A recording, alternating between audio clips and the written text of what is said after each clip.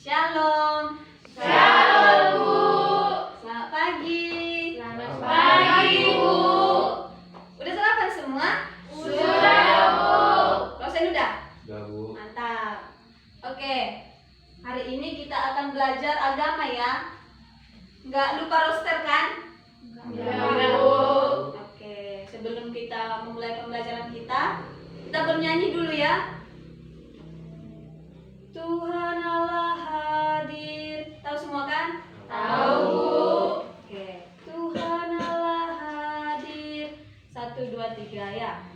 Tuhan Allah hadir pada saat ini. Hai sembah sujud di sini. Diam dengan hormat, turut serta jiwa. Tunduklah menghadap Dia. Marilah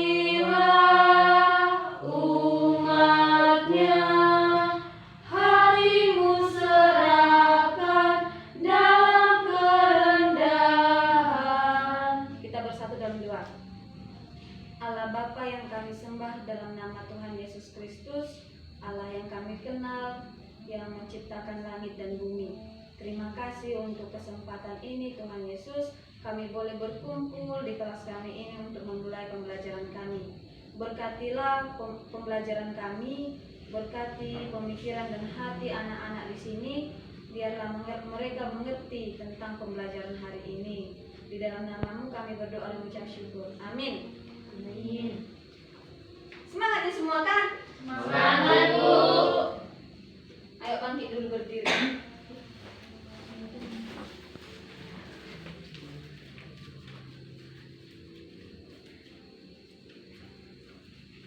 Oke.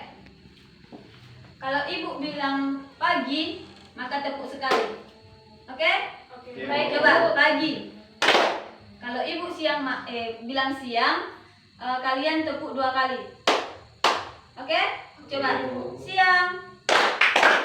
Kalau ibu bilang malam, kalian tepuknya setengah. Kayak gini. Karena pada malam hari itu semua orang sudah tidur, maka nggak ada lagi kebisingan. Oke? Ibu tes ya. Pagi, siang, malam. Oke, bisa semua. Sekali lagi. Pagi, siang, malam, siang, pagi, siang, malam, pagi, malam. Oke, kita ulang lagi. Pagi, siang, malam, siang, pagi, malam. Nggak konsentrasi masih. Ini ice breaking loh. Sebelum memulai pembelajaran. Sekali lagi ya. Pagi, siang, malam, siang, pagi. Oke, silakan duduk. Oke, pada pembelajaran kita hari ini tentang hidup berpengharapan. Apa ibu bilang? Hidup berpengharapan. Hidup berpengharapan.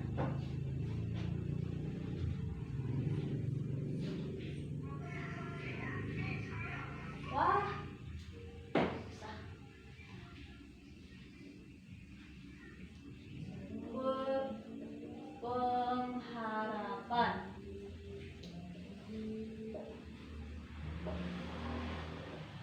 Yang tertulis dalam 2 Korintus 4 ayat 8. Semua bawa Alkitab? Bawa, Bu.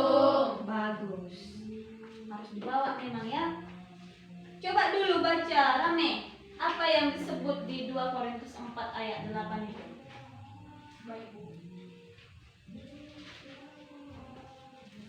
2 Korintus 4 ayat 8. Dalam segala hal kami ditindas, namun tidak terjepit. Kami habis akal, namun tidak putus asa. Oke.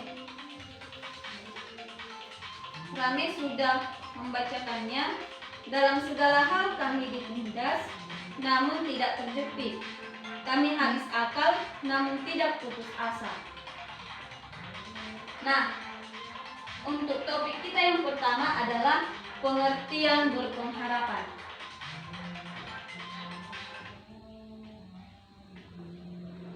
Ibu mau tanya nih, siapa yang tahu tentang apa itu pengertian berpengharapan?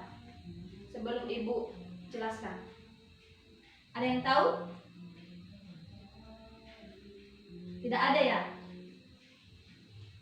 Oke. Di sini ibu ada sebuah gambar. Siapa yang tahu ini? Ada yang tahu dia siapa? Siapa? Bunda Maria. Bukan.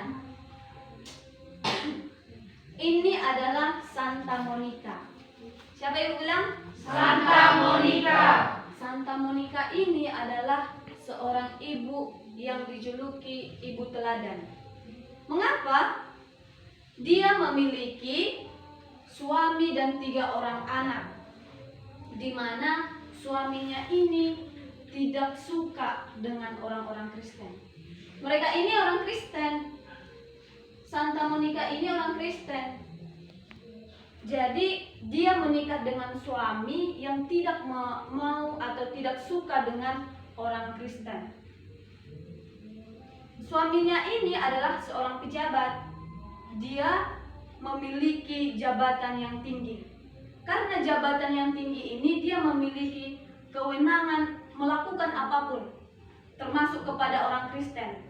Dia menganiaya orang Kristen, termasuk juga istrinya.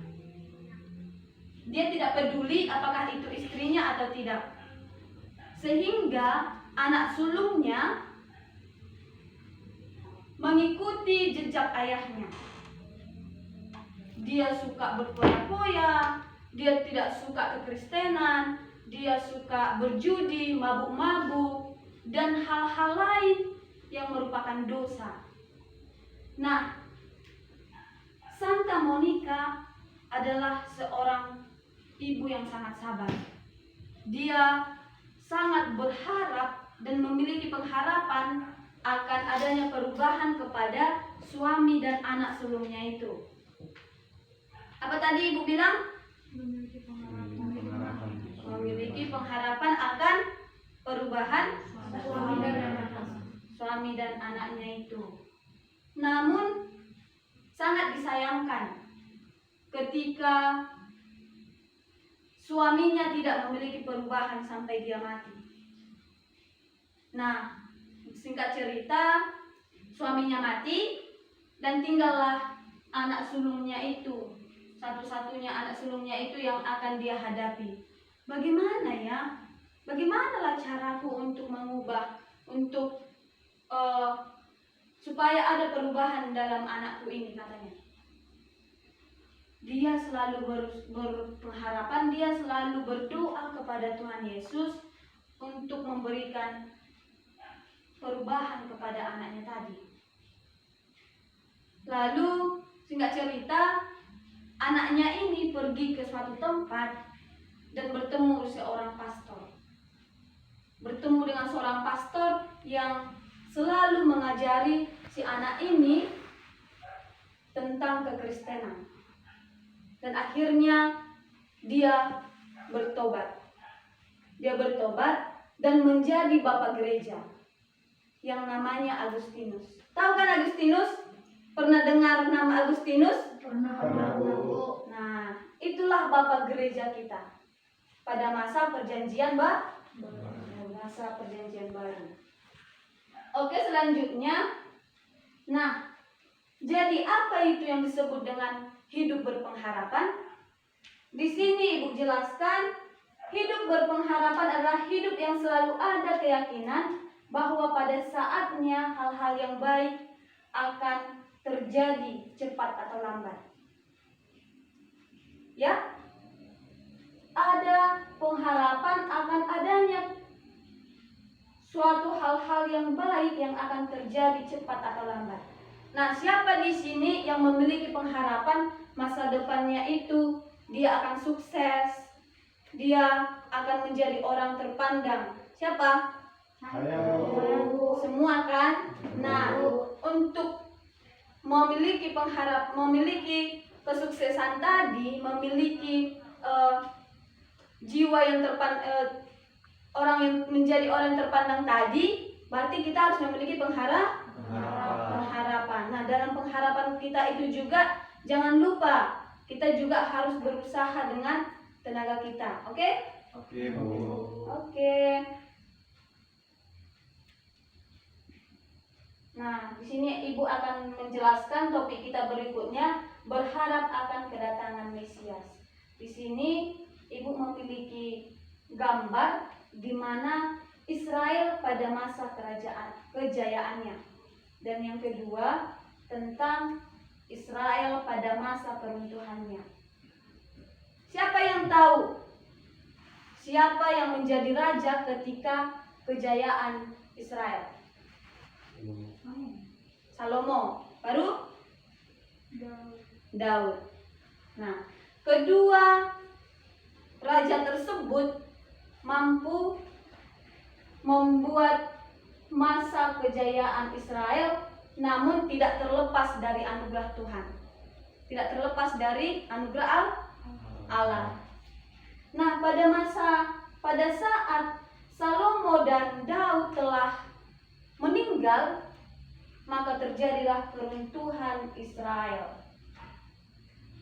Mereka dijajah oleh beberapa bangsa lain seperti bangsa Edom dan bangsa lainnya.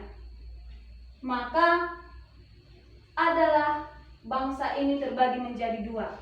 Israel yang punya pengharapan dan Israel yang tidak memiliki pengharapan.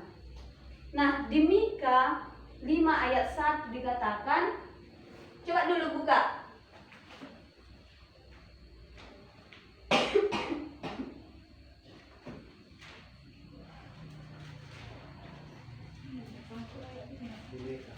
Mika 1 kan, Bu? Ayat 5. Mika 5 ayat 1. Ayo coba dulu dibaca, Rosen. Bentar ya, Bu. Mika 1. Mika 5 ayat 1.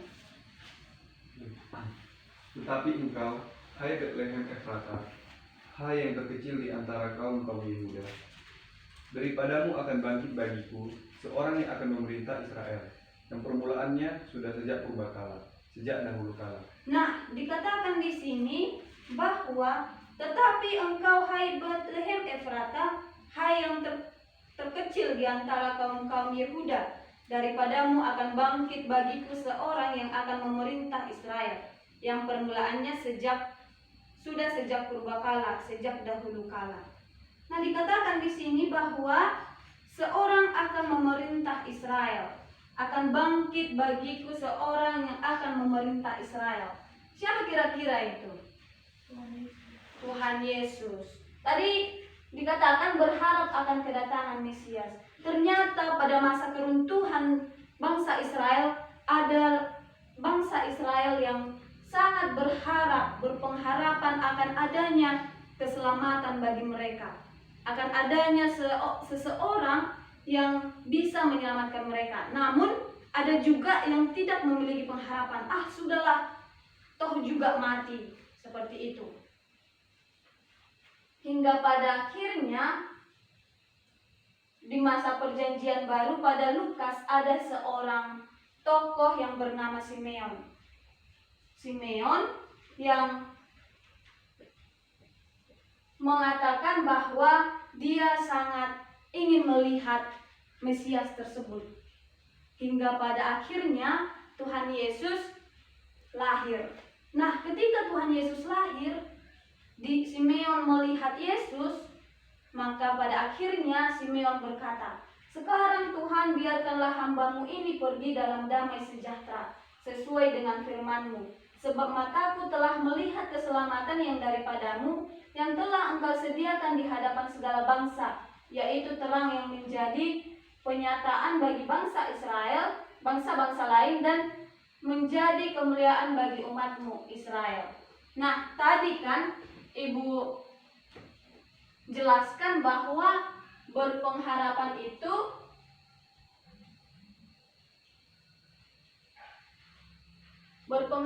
itu adalah adanya keyakinan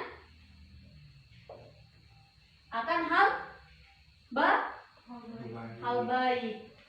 Nah, tadi bangsa Israel mengharapkan seorang Mesias.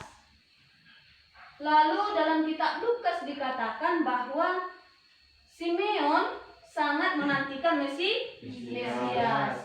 Nah, pada akhirnya Yesus lahir. Dan setelah Yesus lahir, Simeon berkata bahwa biarkanlah aku pergi.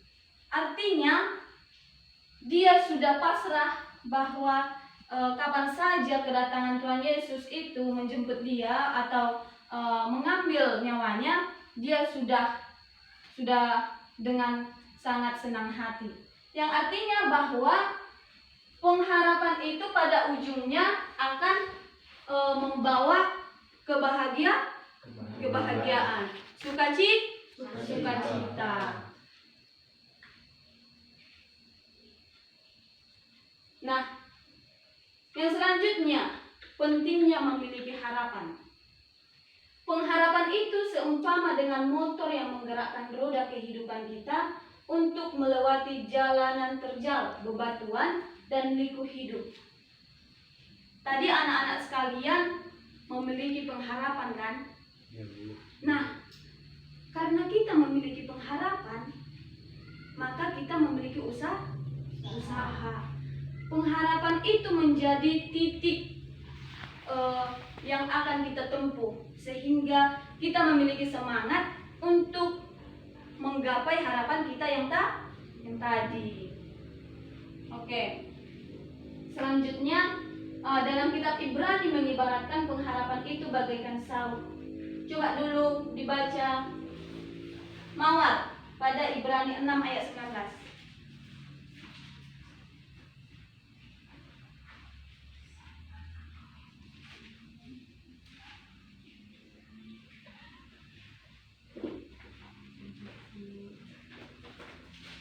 Ibrani 6 ayat 19.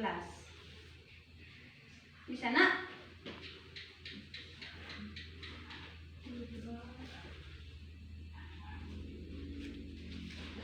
Ibrani 6 ayat 19. Begini firman Tuhan, pengharapan itu adalah sauh yang kuat dan aman bagi jiwa kita yang telah dilabuhkan sampai ke belakang tadi. Siapa tahu apa itu saut? Ada yang tahu? Saut itu adalah jangkar yang yang dikaitkan ke tepi pelabuhan.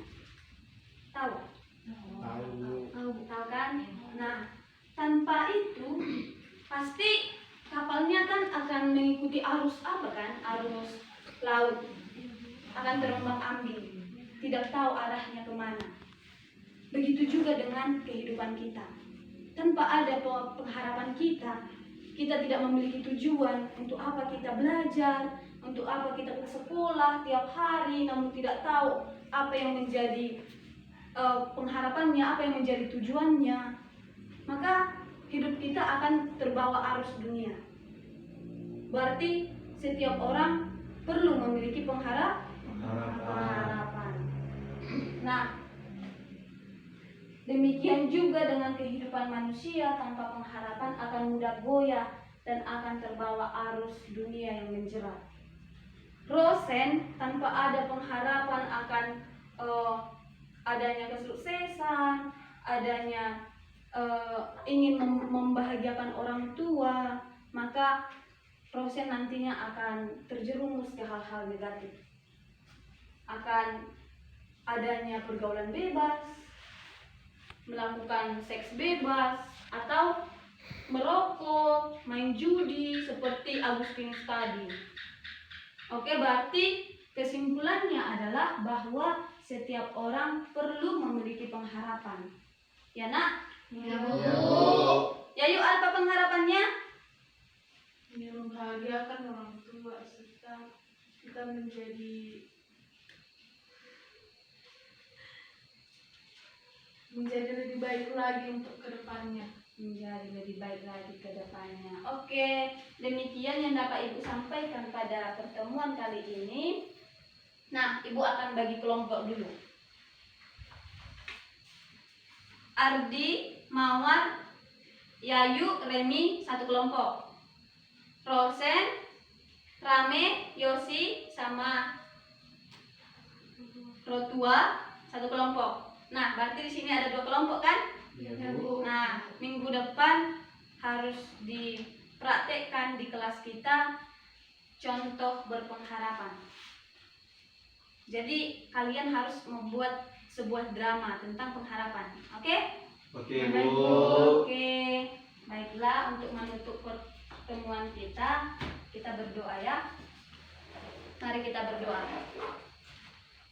Kami sungguh bersyukur Tuhan Yesus, pada hari ini kami boleh belajar.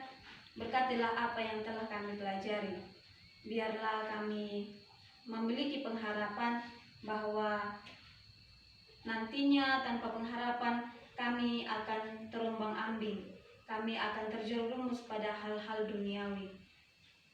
Buatlah kami Tuhan Yesus memiliki pengharapan juga akan Engkau dalam hati kami. Tuhan Yesus, sebentar lagi kami akan pulang. Biarlah Engkau memberkati kami dalam perjalanan kami. Di dalam nama-Mu kami berdoa dan mengucap syukur. Amin. Amin. Sebelumnya, Rosen ada yang absen? Tidak ada, Bu. Tidak ada ya. Semua hadir berarti ya. Iya, Bu. Bagus, ditingkatkan. Besok juga untuk mata pelajaran yang lain, juga pelajaran agama harus selalu seperti itu ya. Bu. Iya. Baik, Baik, Bu. Bu. Bagus. Oke. Terima kasih untuk pertemuannya.